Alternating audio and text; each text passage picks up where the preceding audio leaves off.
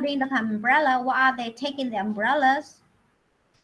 Maybe it's wet or it's raining, right? Có thể là trời đang mưa.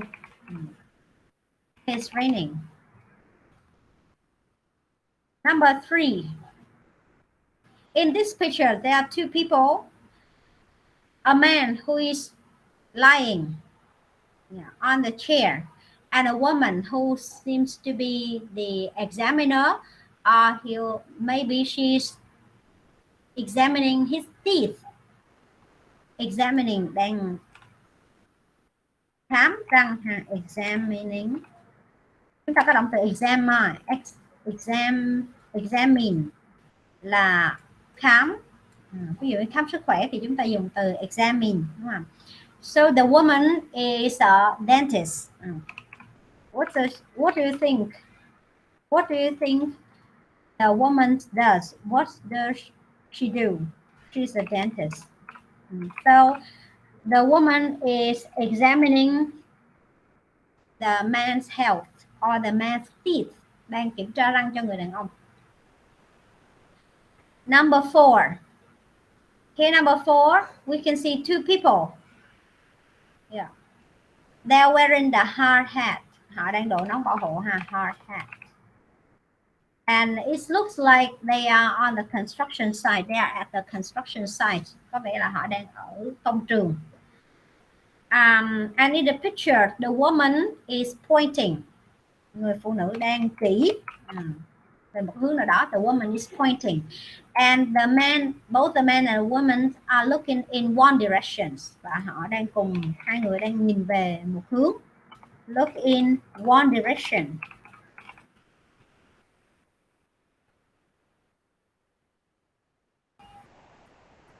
Number 5. In these pictures, you can see some airplane or aircraft. Chúng ta có nhiều từ để dành cho máy bay lắm. Airplane hoặc là aircraft. The plane is at the airport and is landed. Nó đang ở trạng thái là đang hạ cánh. Landed. Is landed. And now you can see one man down who is standing near the plane. However, you cannot see any pilot. No pilot. You cannot see any pilot in the plane or in the cabin. Nhưng mà chúng ta không thể thấy được là cái người phi công này ở đâu. So you can see the plane which is landed. Number 6. In picture 6, you can see a couple, a man and a woman. The man is carrying a bag. Người đàn ông đang mang một cái túi xách ha. And both of them are window shopping. They are looking through the window. Họ đang nhìn vào qua cửa kính của một cái cửa hàng. They are looking through the window of a boutique, a fashion boutique, một cái cửa hàng thời trang.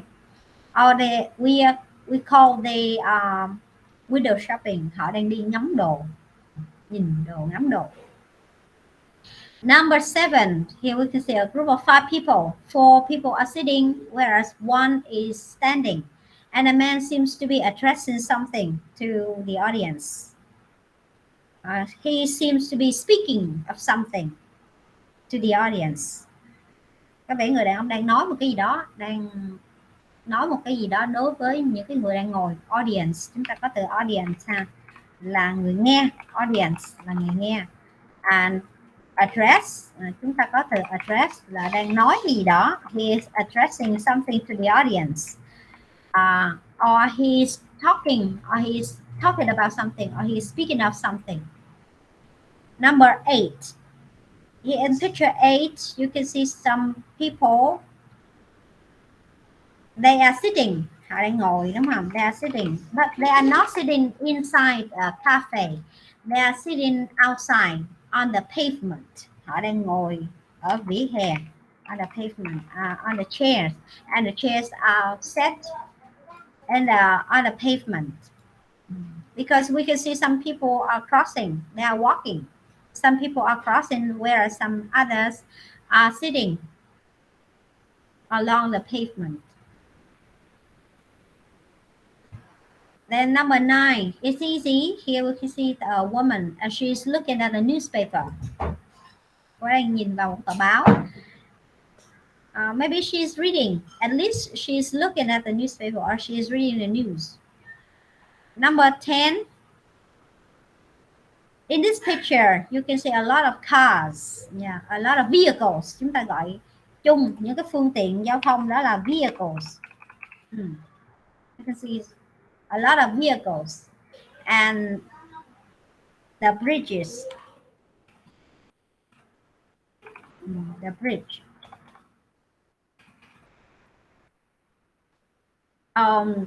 So the vehicles are traveling, are commuting under the bridge. Xe cộ đang đi ở phía dưới cầu. Under the overturned bridge. Rồi bây giờ chúng ta nghe nha. Now let's listen to the 10 questions in a row and then please offer me your choices for the 10 questions. Rồi bây giờ chúng ta sẽ nghe từ câu 1 cho tới câu 10 luôn nha. Và các bạn sẽ cho cô cái đáp án gợi ý của các bạn ha. Number 1 to number 5. Number 1 to 5. Okay.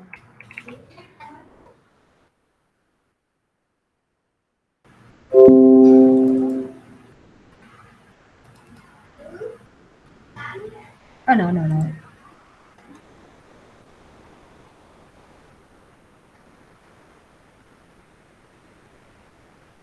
Practice test 1. Listening comprehension. Part 1. Photographs. Directions. You will see a photograph.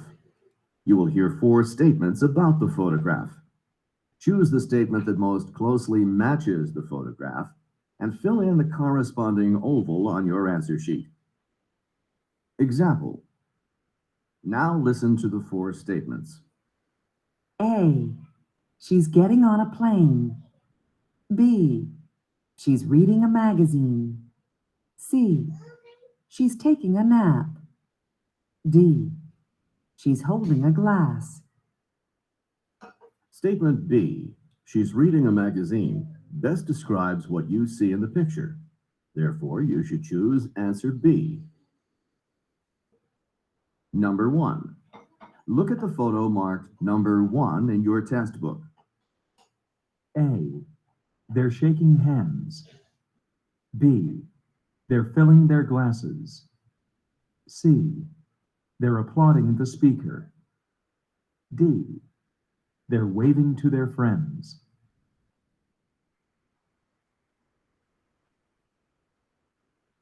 Number 2.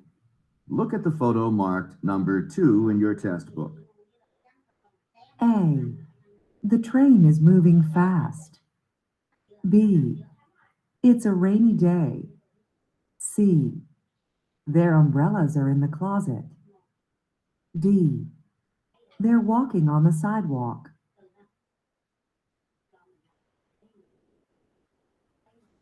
Number 3. Look at the photo marked number 3 in your test book. A. The carpenter is using a drill. B. The patient is sitting up. C. The driver is wearing gloves. D. The dentist is examining the man.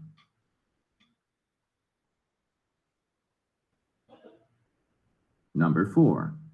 Look at the photo marked number 4 in your test book. A. They're talking about the house. B. They're closing the window. C. They're printing the plans. D. They're catching a mouse.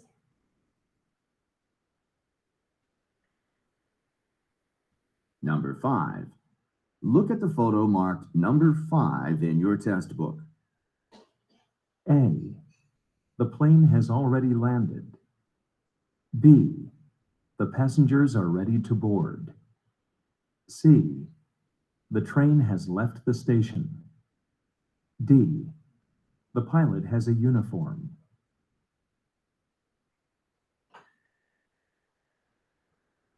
Number 6. Look at the photo marked number 6 in your test book. A.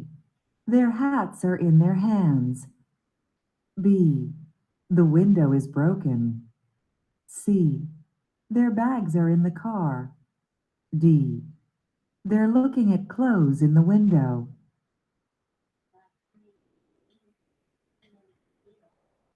Number 7. Look at the photo marked number 7 in your test book. A. He's walking down the hall. B. He's wearing a bathing suit. C. He's talking to his colleagues. D. He's looking out the window.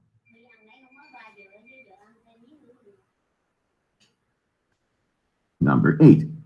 Look at the photo marked number 8 in your test book. A. The customers are sitting inside. B.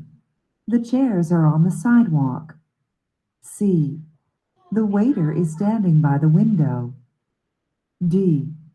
The tables are in the kitchen.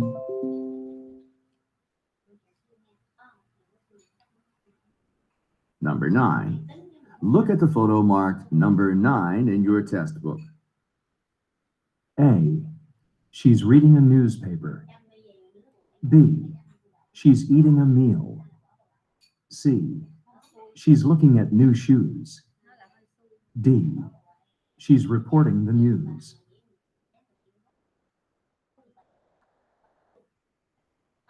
Number 10. Look at the photo marked number 10 in your test book. A. There is a big truck on the road. B. The bridge crosses a river. C. There isn't any traffic on the highway. D. The cars are passing under the bridge.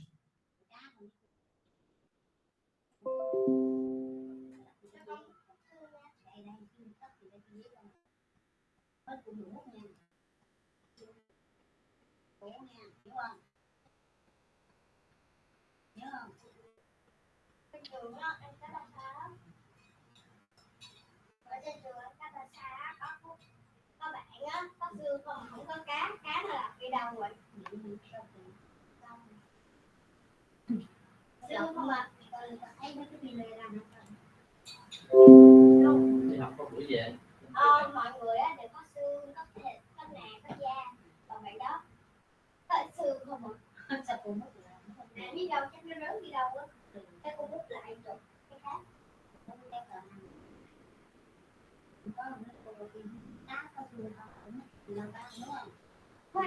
So number 1 to 5. What are your choices? What are your proposed choices?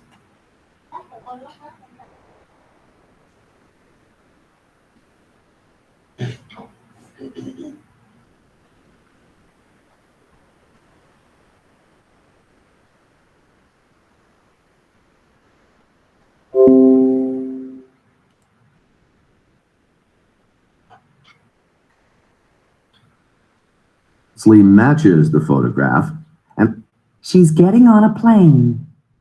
B. into the 4 statements.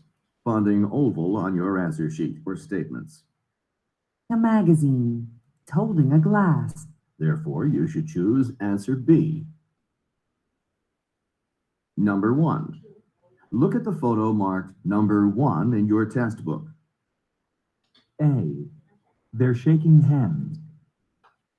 A. They are shaking hands.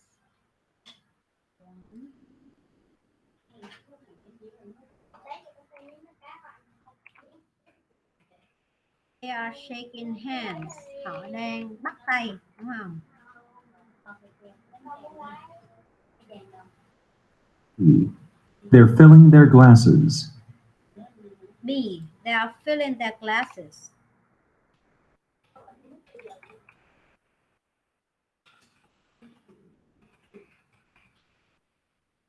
Shaking hands là họ đang bắt tay, đúng không? Filling their glasses là họ đang đổ đầy nước vào trong ly của họ. Filling their glasses. C. They're applauding the speaker. C. C. They are applauding the speaker.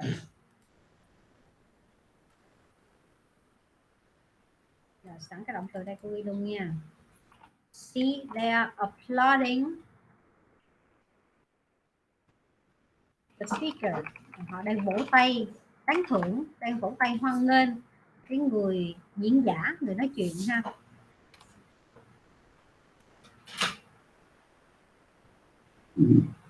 They're waving to their friends. D. They are waving to their friends. Oh.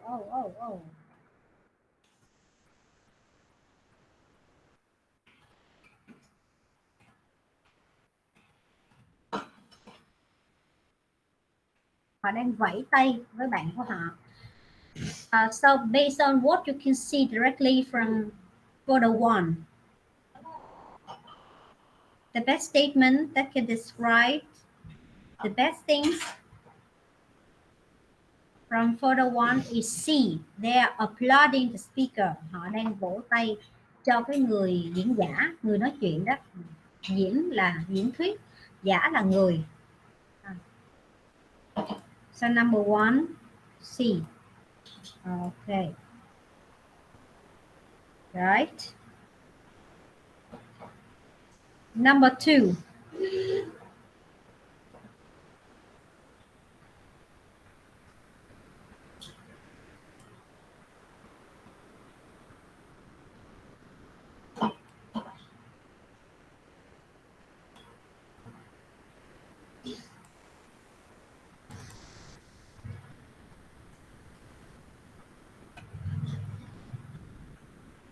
Number 2.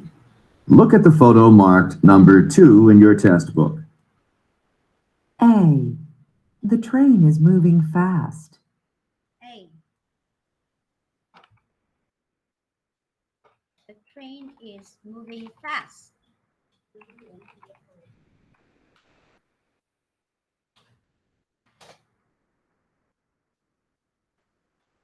B. It's a rainy day. B. It's a rainy day.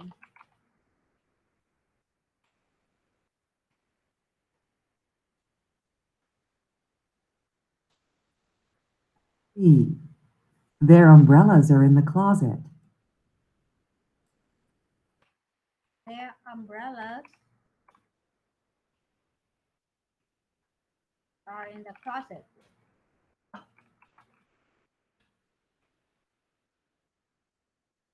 Closet là cái tủ đựng quần áo ha. Dù của họ đang ở trong tủ đựng quần áo. E. They're walking on the sidewalk. They are walking on the sidewalk.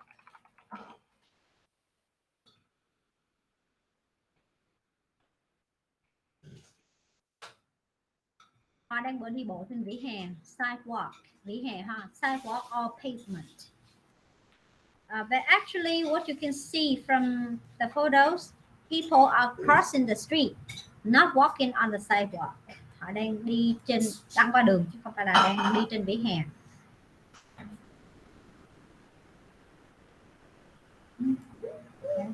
And they are holding their umbrellas. And the umbrellas are not in the closet. They are holding their umbrellas over their head. Họ đang cầm dù ở phía trên đầu chứ không phải là dù đang ở trong tủ ha. So number 2, the best choice for number 2, the best statement that can describe exactly what you can see from picture 2 is B. It's a rainy day.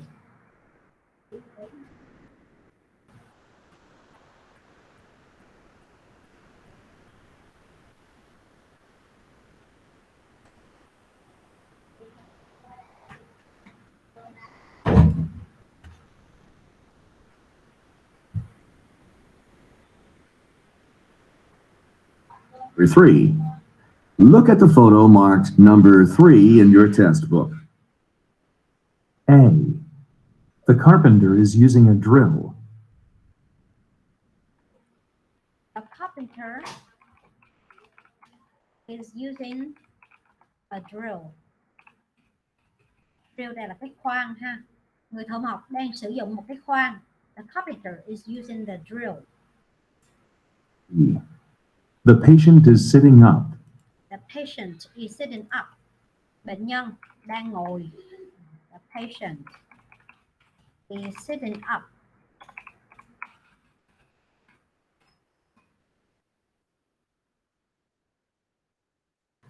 E. The driver is wearing gloves. The driver is wearing gloves. The driver is wearing gloves. Người tài xế đang mang găng tay. Wearing gloves.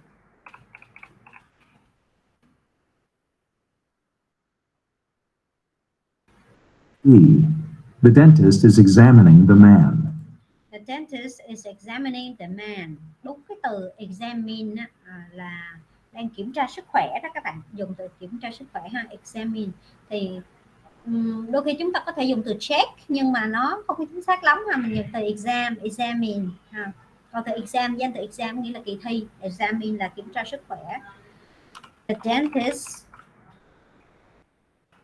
is examining the man. Người nha sĩ đang kiểm tra, đang khám cho người đàn ông. So the woman is the dentist.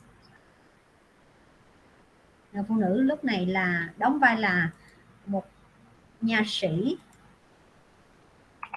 Okay, so number 3, the best statement that can give you the best description is D. Oh, thank you Nhật. Trời, nãy giờ mới có bạn Nhật. A, B, D, A.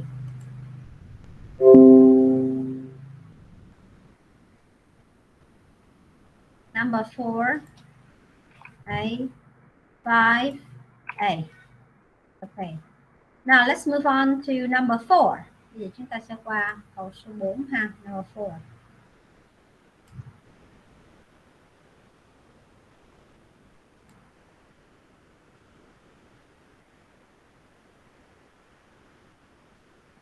Number 4. Look at the photo marked number 4 in your test book. A. They're talking about the house. A, they are talking about the house.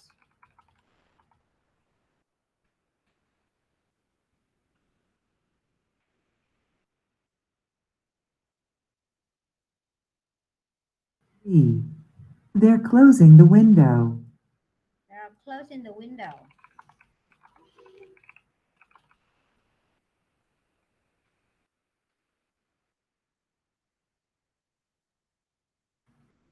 E.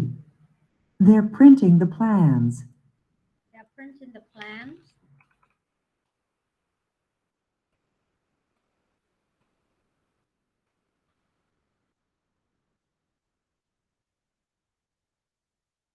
D.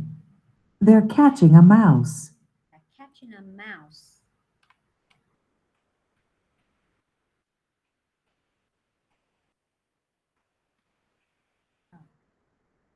Okay.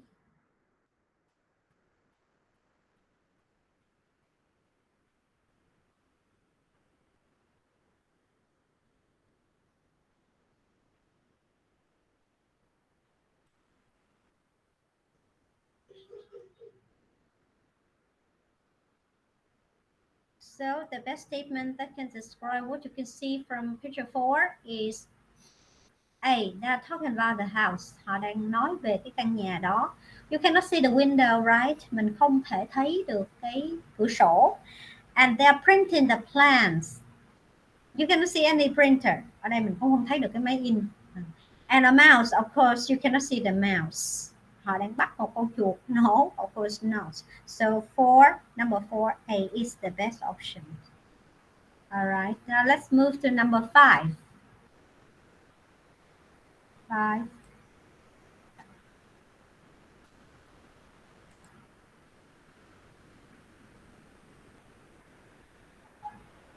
Number 5.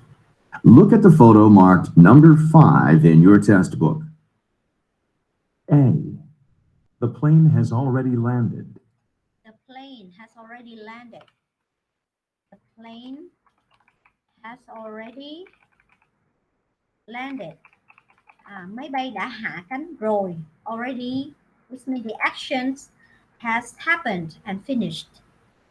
It has completed its action.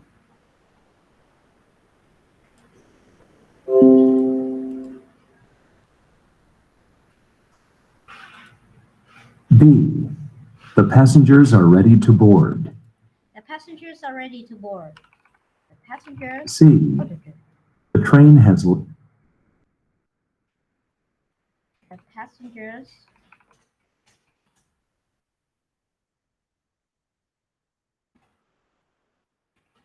are ready to board. Ready to board the plane. Hành khách đã sẵn sàng để lên máy bay. Board the plane. Left the station. D. The pilot has a uniform. Passengers are ready to board.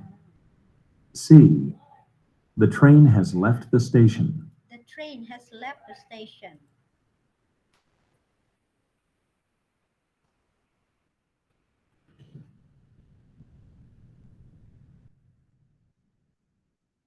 Tàu đã rời khỏi sân ga, đã rời khỏi nhà ga. The train has left the station. The pilot has a uniform. The pilot has a uniform.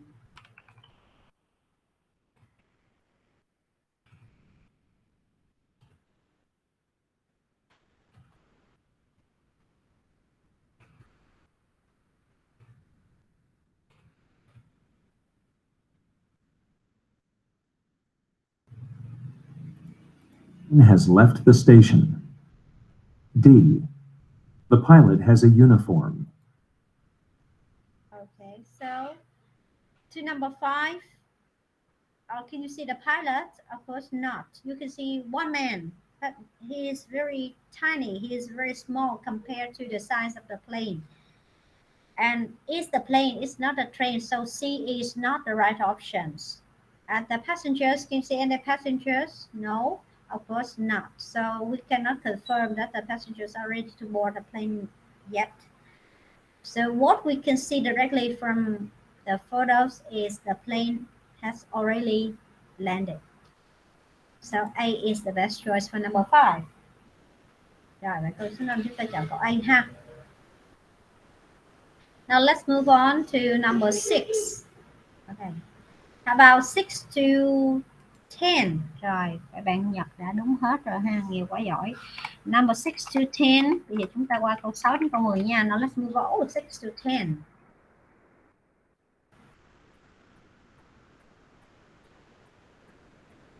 Okay, thank you Nhật. D, C, B, D, D. Right.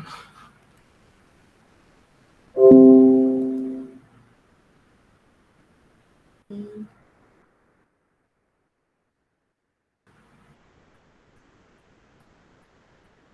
D. D. D. D. Okay.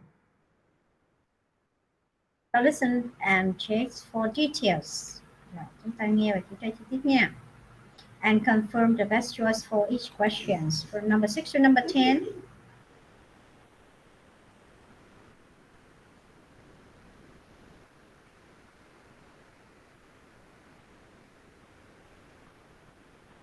Six.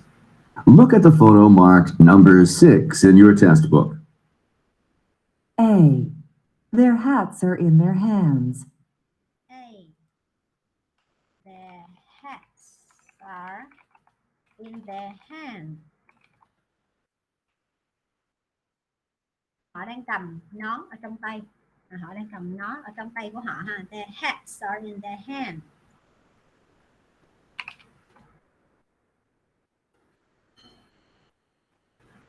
E. The window is broken.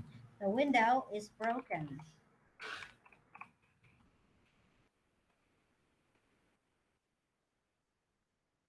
You see any broken window? We can see a window of a fashion boutique. However, it's not broken. Chúng ta thấy cái cửa sổ của một cái cửa sổ bằng kính của một cái tiệm thời trang. However, it's not broken, nhưng mà nó không có bị vỡ. B. Their bags are in the car. C. Their bags are in the car.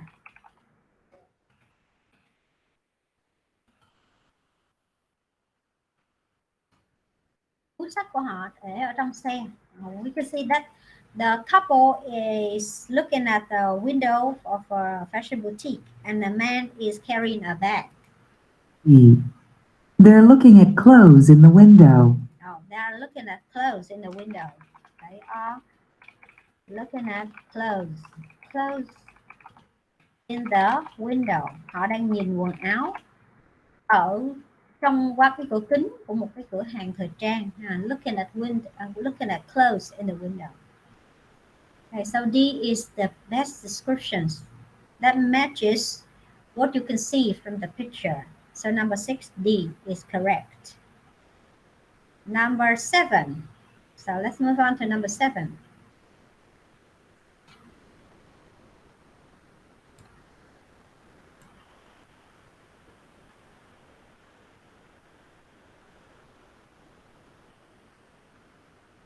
Number 7. Look at the photo marked number 7 in your test book. A. He's walking down the hall. A. He's walking down the hall.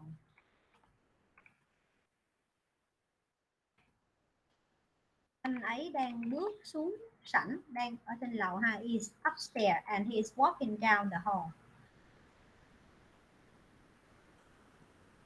E. He's wearing a bathing suit. B. He's wearing a bathing suit. A bathing suit là một cái bộ đồ tắm. A bathing suit. A bathing suit thường chỉ dùng cho nữ thôi. Nam thì chỉ cần một cái swimming trunk là được rồi, một cái quần bơi là được rồi, không cần phải mặc nguyên cái bộ đồ đâu. C. He's talking to his colleagues. C. He's talking to his colleagues.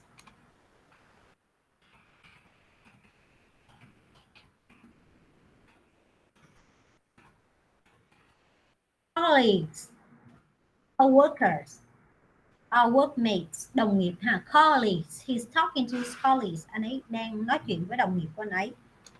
Or he is addressing something to his group of colleagues. D. He's looking out the window. He's looking out the window.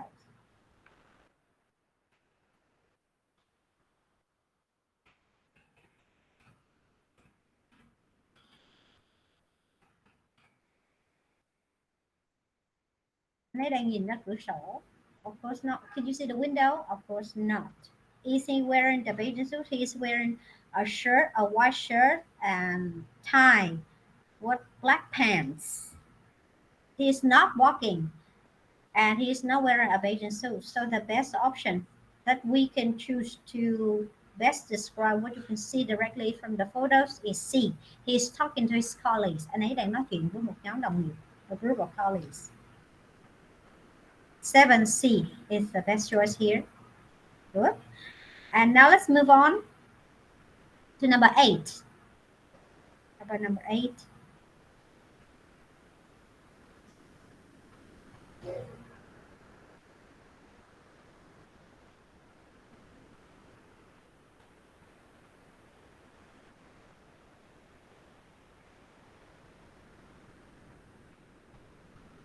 Number 8.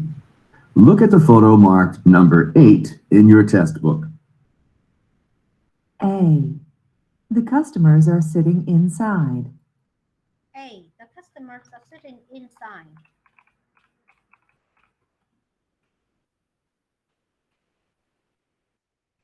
Khách hàng đang ngồi ở bên trong. No. So from what you can see, what can be seen from the photos, a customer are sitting outside on the pavement or on the sidewalk of a cafe. B. The chairs are on the sidewalk. The chairs are on the sidewalk.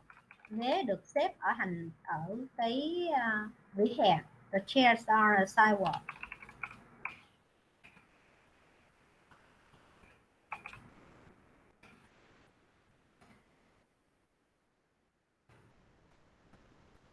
B.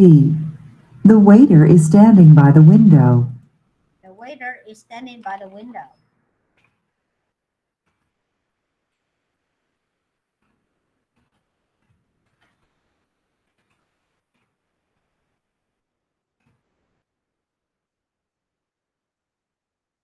Người phục vụ bàn đang đứng ở gần cửa sổ. Can you see the waiter? No. You can see the customer and some pedestrians. The tables are in the kitchen. The tables are in the kitchen. Những cái bàn này đang ở trong bếp. The tables are in the kitchen.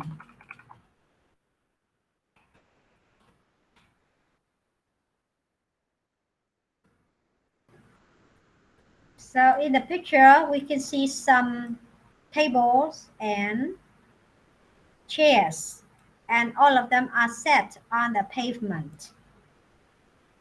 I think we can see the pedestrians walking on the pavement. So D is not the correct option. This is not the kitchens. And you cannot see the waiters as well. And you can see some customer, but they are not sitting inside, they're sitting outside, outdoor. So the best choice that can best describe what you can see from photo 8 is D. The chairs are on the sidewalk. All right. Number 9. Number 9 seems to be the easiest one, right?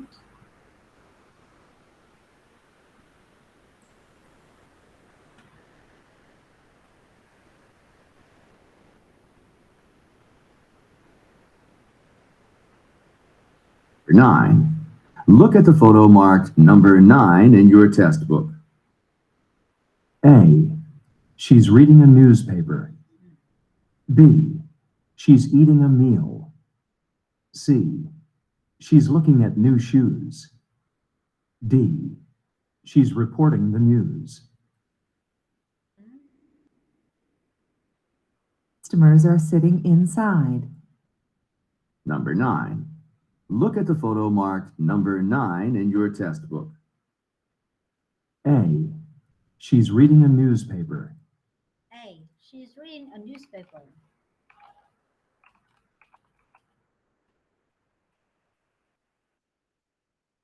Bà đang đọc báo. B. She's eating a meal. B. She's eating a meal. Meal. She eating a meal or she's having meal. Bà đang ăn. C. She's looking at new shoes. She's looking at new shoes. D. Oh. She's reporting the news.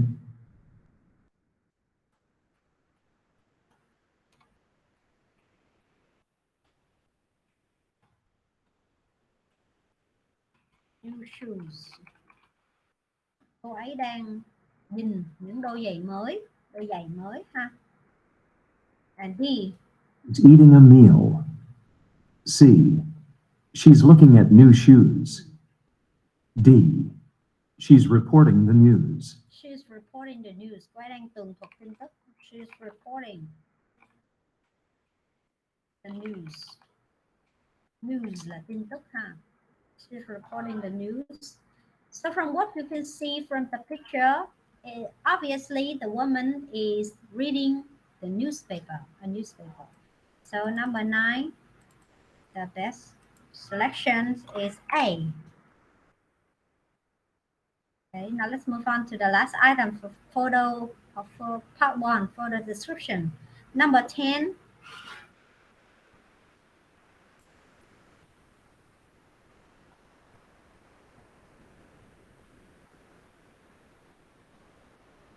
10. Look at the photo marked number 10 in your textbook. A. There is a big truck on the road. A. There is a big truck on the road.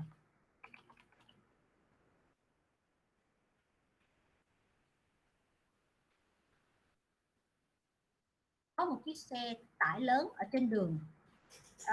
Maybe there are some trucks, but not really big, and most of them are cars. Most of what we can see, most of the vehicles that we can see in the pictures are cars. B. The bridge crosses a river. The bridge crosses the river.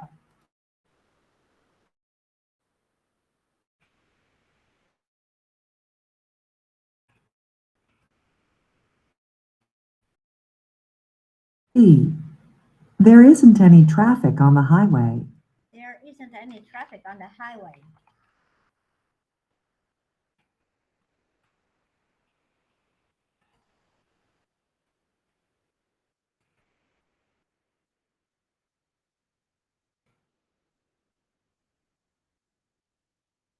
D. The cars are passing under the bridge.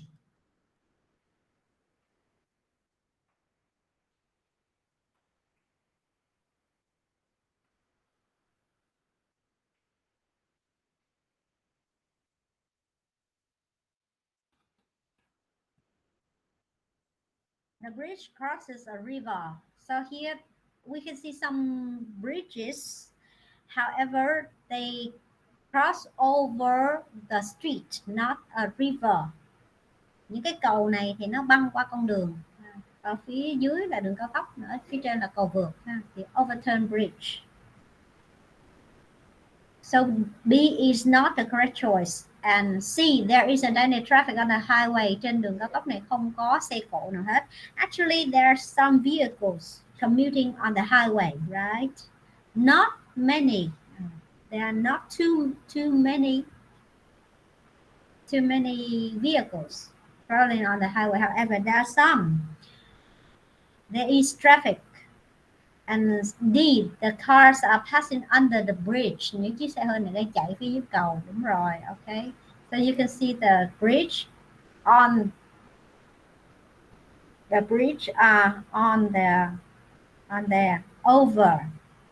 over, and the cars are passing under the bridge. We say the overturned bridge. Cầu này gọi là cầu vượt ha. So D is the best choice here. Okay, so please check for the correct choices for the 10 questions before we move on to part 2. Rồi các bạn xem là mình đã check đủ hết 10 câu chưa? 10 câu của đáp án từ câu 1 tới câu 10 của phần 1 test số 5 chưa ạ? Trước khi chúng ta qua phần 1. Cô cho em là câu 9 đó cô ơi. Câu 9 hả? Ok rồi.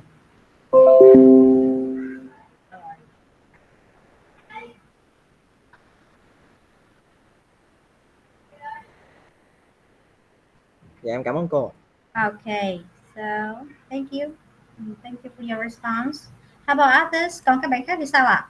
How about others? Do you need any help?